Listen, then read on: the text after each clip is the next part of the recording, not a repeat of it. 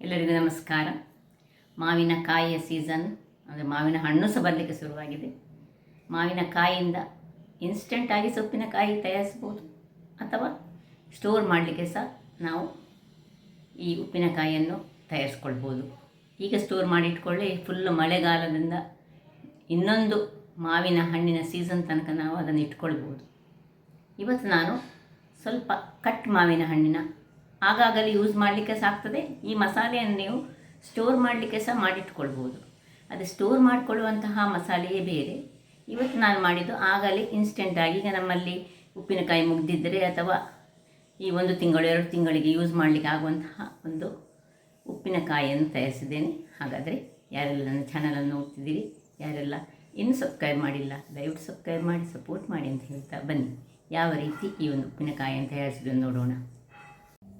ವೀಕ್ಷಕರೇ, ಇವತ್ತು ಮಾವಿನಕಾಯಿಯಿಂದ ಒಂದು ಉಪ್ಪಿನಕಾಯಿ ಹಾಕೊಳ್ಳೋಣ.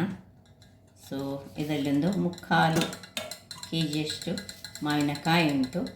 ಎಲ್ಲ ಚೆನ್ನಾಗಿ ತೊಳೆದು ಚೆನ್ನಾಗಿ ಬೊರಸಿಕೊಂಡು ಇದನ್ನೀಗ ಮೊದಲಿಗೆ ಕಟ್ ಮಾಡಿಕೊಳ್ಳೋಣ.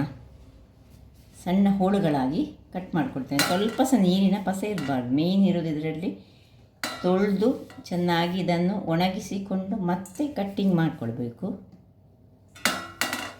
ವೀಕ್ಷಕರೇ, ಇಲ್ಲಿ ನೋಡಿ ಚೆನ್ನಾಗಿ ಸಣ್ಣ ಸಣ್ಣದಾಗಿ ಕಟ್ ಮಾಡ್ಕೊಂಡು ತಂದೆ. ಇಲ್ಲಿ ನೋಡಿ ಗೊರಟನ್ನು ಹೀಗೆ ಸಪರೇಟ್ ಮಾಡಿ ಇಟ್ಕೊಂಡಿದ್ದೇನೆ. ಒಟ್ಟು ನಾನು 5 ಮಾವಿನಕಾಯಿಯನ್ನು ಯೂಸ್ ಮಾಡಿದ್ದೇನೆ.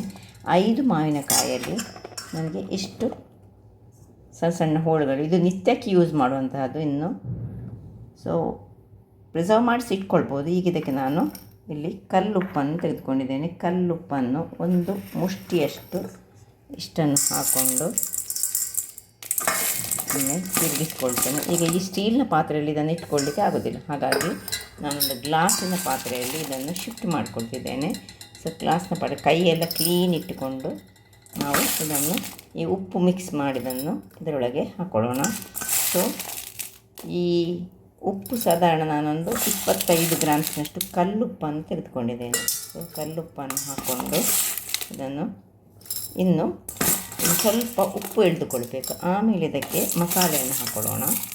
ಉಪ್ಪು ಎಳೆದುಕೊಳ್ಳಿಕ್ಕೆ ಈಗ ನಾನು ರಾತ್ರಿ ಮಾಡ್ತಾ ಇದ್ದೇನೆ, ಅದರಿಂದಾಗಿ ನಾಳೆ ಬೆಳಿಗ್ಗೆ ಇದಕ್ಕೆ ಮಸಾಲೆಯನ್ನು ತಯಾರಿಸೋಣ. ಇದು ಹೆಚ್ಚು ಸಮಯ, ಈ ಗೊರಟು ನಾವು ಒಟ್ಟಿಗೆ ಕಟ್ ಮಾಡಿದೆ ಆದರೆ ತುಂಬ ಸಮಯ ಇಟ್ಕೊಳ್ಬೋದು. ಇದೀಗ ಈ ಕಟ್ ಮಾವಿನಕಾಯಿ ಉಪ್ಪಿನಕಾಯಿ ಹೇಳ್ತೇವಲ್ಲ, ಇನ್ಸ್ಟೆಂಟಾಗಿ ಮಾಡುವಂತಹದ್ದು. ಈಗ ಇದರ ಮುಚ್ಚಳವನ್ನು ಮುಚ್ಚಿಕೊಂಡು ನಾನು ಇದು ಗಟ್ಟಿಯಾಗಿ ಮುಚ್ಚಿ ನಾಳೆ ಬೆಳಿಗ್ಗೆ ಇದಕ್ಕೆ ಯಾವ ರೀತಿಯಾಗಿ ಮಸಾಲವನ್ನು ಹಾಕೋದನ್ನು ನೋಡೋಣ. ಈ ರೀತಿಯಾಗಿ ಉಂಟು. ಉಪ್ಪು ಎಳೆದುಕೊಳ್ಳಿ. ಇದನ್ನು ಈ ರೀತಿ ನೋಡಿ ಹೀಗೆ ಮುಚ್ಚಿಕೊಂಡು ನಾನು ಇಟ್ಕೊಂಡಿದ್ದೇನೆ. ಉಪ್ಪು ಹೀರಿಕೊಂಡು ನಾಳೆ ಬೆಳಿಗ್ಗೆ ಇದಕ್ಕೆ ಮಸಾಲೆಯನ್ನು ರೆಡಿ ಮಾಡ್ಕೊಳ್ಳೋಣ. ವೀಕ್ಷಕರೇ, ಇಲ್ಲಿ ನೋಡಿ ಈ ಒಂದು ಮಾವಿನಕಾಯಿ ನಾನು ಮರುದಿವಸವೇ ಮಾಡ್ತೇನೆ ಅಂತ ಎಣಿಸಿದ್ದೆ. 1-2 ದಿವಸ ನನಗೆ ಟೈಮ್ ಸಿಕ್ಕದೆ ಇದನ್ನು ಮಾಡಲಿಕ್ಕೆ ಆಗಲಿಲ್ಲ. ಆದರೆ ಏನು ತೊಂದರೆ ಇಲ್ಲ, ಉಪ್ಪು ಒಳ್ಳೆ ಎಳೆದುಕೊಂಡಿದೆ. ಆವಾಗಲೇ ಸಹ ಮಾಡ್ಕೊಳ್ಬೋದು. ನಾನೀಗ ಮಾಡುವಂತಹ ಮಸಾಲೆ ನೋಡಿ ಆವಾಗಲೇ ನೋಡಿ ಇದು ಒಳ್ಳೆ ಕಕ್ಕುರಾಗಿ ಉಂಟು. ನಿಮಗೆ ನೋಡುವಾಗ ಗೊತ್ತಾಗ್ಬೋದು. ಈಗ ಒಳ್ಳೆ ಒಂದು ಡ್ರೈ ಸ್ಪೂನನ್ನು ಹಾಕಿ ನಾನು ನಿಮಗೆ ತೆಗೆದು ತೋರಿಸ್ತೇನೆ. ನೋಡಿ ಹೇಗೆ ಉಪ್ಪು ಚೆನ್ನಾಗಿ ಎಳೆದುಕೊಂಡಿದೆ. ಮತ್ತು ನೋಡಿ ಏನು ಮೆದು ಆಗಲಿಲ್ಲ, ಹೇಗೆ ಉಂಟು ನೋಡಿ. ಈಗ ಇದನ್ನೀಗ ಪಕ್ಕಕ್ಕೆ ಇಟ್ಕೊಳ್ಳೋಣ. ಇಲ್ಲಿ ಏನೆಲ್ಲ ಸಾಮಗ್ರಿಗಳು ಬೇಕು ಹೇಳಿದರೆ, 2 ಚಮಚದಷ್ಟು ನಮಗೆ ಈ ಚಮಚದಲ್ಲಿ 2 ಚಮಚದಷ್ಟು ಸಾಸಿವೆ ಬೇಕು. 1/4 ಚಮಚ, ಈ ಚಮಚದಲ್ಲಿ 3/4 ಚಮಚದಷ್ಟು ಮೆಂತೆಕಾಳು ಬೇಕು. ಒಂದು ಸ್ವಲ್ಪ ಹಳದಿಯ ಪುಡಿ, ಹಿಂಗು ಮತ್ತು ಮೆಣಸಿನ ಪುಡಿ. ನಾನು ಪ್ಯಾಕೆಟ್ನಿಂದ ಓಪನ್ ಮಾಡಿ ಹೊರಗೆ ಇಟ್ಕೊಳ್ಳಿಲ್ಲ, ಯಾಕಂದರೆ ಉಪ್ಪಿನಕಾಯಿ ಹಾಕ್ಕೊಳ್ಳೋದಲ್ಲ, ಹಾಗಾಗಿ ಅದನ್ನು ಹಾಗೆ ಕ್ಲೋಸ್ ಮಾಡಿ ಓಪನ್ ಮಾಡಿ ನೋಡಿ ಹೀಗೆ ಇಟ್ಟುಕೊಂಡಿದ್ದೇನೆ. ಇನ್ನು ಸ್ವಲ್ಪ ಎಣ್ಣೆ. ಈಗ ಮೊದಲಿಗೆ ನಾವೊಂದು ಬಾಣಲೆಯನ್ನು ಇಟ್ಕೊಳ್ಳೋಣ. ಬಾಣಲೆಯನ್ನು ಉರಿಸ್ಕೊಳ್ತೇನೆ. ಬಾಣಲೆ ಉರಿಸಿ ಈಗ ಅದರಲ್ಲಿ ಸುರಿಗೆ 1 ಚಮಚ ಮತ್ತು 2 ಚಮಚ ಇಷ್ಟು ನಾವು ನಿಧಾನಕ್ಕೆ ಇದನ್ನು ಸಣ್ಣ ಉರಿ ಮಾಡಿಕೊಂಡು ಸ್ವಲ್ಪ ಇದು ಹುರಿಯುವಾಗ ಈ 3/4 ಚಮಚ ಮೆಂತೆ ಅಂತ ಅದರೊಟ್ಟಿಗೆ ಹಾಕ್ಕೊಳ್ಬೇಕು. ಇದನ್ನು ಹದಾ ಉರಿಯಲ್ಲಿ ಏನು ಕರಟದ ಹಾಗೆ ಚೆನ್ನಾಗಿ ನಾವು ಇದನ್ನು ಫ್ರೈ ಮಾಡಿಕೊಳ್ಳೋಣ. ನೋಡಿ, ಇದು ಸ್ವಲ್ಪ ಚಟಪಟ ಹೇಳುವಾಗ ಇದನ್ನು ಈಗ ಆಫ್ ಮಾಡ್ಕೊಳ್ತಿದ್ದೇನೆ. ಆಫ್ ಮಾಡಿಕೊಂಡು ಇದನ್ನೀಗ ತಣ್ಣಗಾಗಲು ಬಿಡೋಣ. ಸ್ವಲ್ಪ ಒಂದು ಪಾತ್ರೆಗೆ ಹಾಕೊಳ್ಳೋಣ. ಹೀಗೆ ಇದು ತಣ್ಣಗಾಗ್ತಿರ್ತಾ ಇರಲಿ. ಇಲ್ಲಿ ಇದೇ ಪಾತ್ರೆಯಲ್ಲಿ ನಾವು ಪುನಃ ಒಲೆಯನ್ನು ಉರಿಸಿಕೊಂಡು ಸ್ವಲ್ಪ ಒಂದು 3 ಚಮಚದಷ್ಟು ಎಣ್ಣೆಯನ್ನು ಹಾಕೊಳ್ಳೋಣ. 3-4 ಚಮಚ ಬೇಕು. ಎಣ್ಣೆಯನ್ನು ಹಾಕ್ಕೊಂಡು ಇನ್ನು ಪುನಃ ಅದರಲ್ಲಿ ಅದು ಬಿಸಿಯಾಗಲಿ, ಎಣ್ಣೆ ಬಿಸಿಯಾಗಲಿ. ಬಿಸಿಯಾದ ಎಣ್ಣೆಗೆ ಒಂದು ಅರ್ಧ ಚಮಚದಷ್ಟು ಸಾಸಿವೆಯನ್ನು ಹಾಕ್ಕೊಳ್ತಿದ್ದೇನೆ. ಆಗ 2 ಚಮಚ ಹಾಕಿದ್ದೇನೆ, ಈಗ ಅರ್ಧ ಚಮಚ ಹಾಕ್ಕೊಂಡು ಅದು ಒಡೆಯುವಾಗ ಈಗ ಅದನ್ನೀಗ ಆಫ್ ಮಾಡ್ಕೊಳ್ತೇನೆ. ನೋಡಿ, ಹೀಗೆ ಒಡಿತಾ ಬರುವಾಗ ನಾವು ಇದನ್ನು ಆಫ್ ಮಾಡಿಕೊಂಡು ಅದಕ್ಕೆ ನೋಡಿ ಅಲ್ಲಿ ಡ್ರೈ ಆದ ಈ ಕರಿಬೇವಿನ ಸೊಪ್ಪನ್ನು ಹಾಕ್ಕೊಳ್ಬೇಕು. ಕರಿಬೇವಿನ ಸೊಪ್ಪು ಹಾಕ್ಕೊಂಡು ಅದರಲ್ಲಿ ಒಂದು ಅರ್ಧ ಚಮಚದಷ್ಟು ಹಿಂಗನ್ನು ಆಫ್ ಮೇಲೆ ಹಿಂಗು, ಅರ್ಧ ಚಮಚದಷ್ಟು ಹಿಂಗು, ಇನ್ನು ಅರ್ಧ ಚಮಚದಷ್ಟು ಈ ಹಳದಿಯ ಪುಡಿ, ಇಷ್ಟನ್ನು ಹಾಕ್ಕೊಂಡು ಇದನ್ನು ಒಳ್ಳೆ ಅದು ತಣ್ಣಗಾಗಬೇಕೀಗ. ಇದನ್ನು ಕೆಳಗೆ ತಣ್ಣಗಾಗಲಿಕ್ಕೆ ಬಿಡ್ತಿದ್ದೇನೆ. ಇಲ್ಲಿ ಇದು ತಣ್ಣಗಾಗಿದೆ. ಈಗ ಇದನ್ನೀಗ ನಾವು ಒಂದು ಕುಟಾಣಿಯಲ್ಲಿ ಸಹ ಆಗ್ತದೆ, ಅಥವಾ ನಾವು ಮಿಕ್ಸಿಯಲ್ಲಿ ಸಹ, ನಿಮಗೆ ನಿಮ್ಮ ಹತ್ರ ದೊಡ್ಡ ಕುಟಾಣಿ ಇದ್ದರೆ ಕುಟಾಣಿಯಲ್ಲಿ ಸಹ ಕುಟ್ಟಿಕೊಳ್ಬೋದು, ಪೌಡರ್ ಮಾಡ್ಕೊಳ್ಬೋದು, ಅಥವಾ ಡ್ರೈ ಮಿಕ್ಸಿಯಲ್ಲಿ ನಾವು ಹಾಕ್ಕೊಂಡು ಇದನ್ನು ಒಳ್ಳೆ ಪೌಡರ್ ಮಾಡ್ಕೊಳ್ಳೋಣ.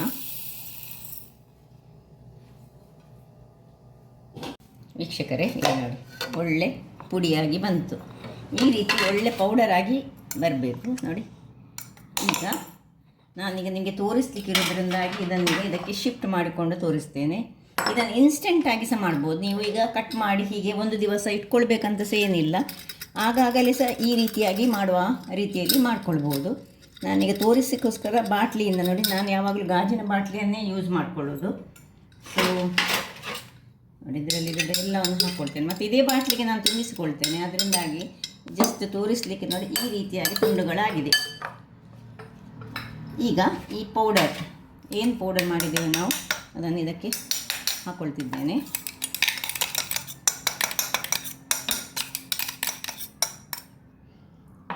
ಇನ್ನು ಈ ಒಂದು ತಣ್ಣಗಾದಂತಹ ಎಣ್ಣೆಗೆ ನಾವು 2 ಸ್ಪೂನಿನಷ್ಟು ಈ ಮೆಣಸಿನ ಪುಡಿಯನ್ನು, ಸಾಧಾರಣ ಒಂದು ಇದರಲ್ಲಿ ನೋಡಿ 70 ಗ್ರಾಮ್ಸ್ನಷ್ಟು ಉಂಟು, ಅಷ್ಟನ್ನು ನಾನು ಅದರಲ್ಲಿ ಒಂದು 50 ಗ್ರಾಮ್ಸ್ನಷ್ಟು ಮೆಣಸಿನ ಪುಡಿಯನ್ನು ಇದಕ್ಕೆ ಹಾಕ್ಕೊಳ್ತಿದ್ದೇನೆ. ಈ ಚಮಚದಲ್ಲಿ 4 ಚಮಚದಷ್ಟು ಹಾಕ್ಕೊಳ್ತಿದ್ದೇನೆ. ಇದು ಚಮಚ ಚಂಡಿ ಉಂಟು ಹೇಳಿ ನಾನು ಈಗ ಇದಕ್ಕೆ ಸೇರಿಸ್ಕೊಳ್ತಿಲ್ಲ. ಸೊ ಇದನ್ನೀಗ ಸಿರುಗಿಸಿಕೊಂಡು ತಣ್ಣಗಾದ ಇದನ್ನು ಇದಕ್ಕೆ ಮಿಕ್ಸ್ ಮಾಡ್ಕೊಳ್ಳೋಣ.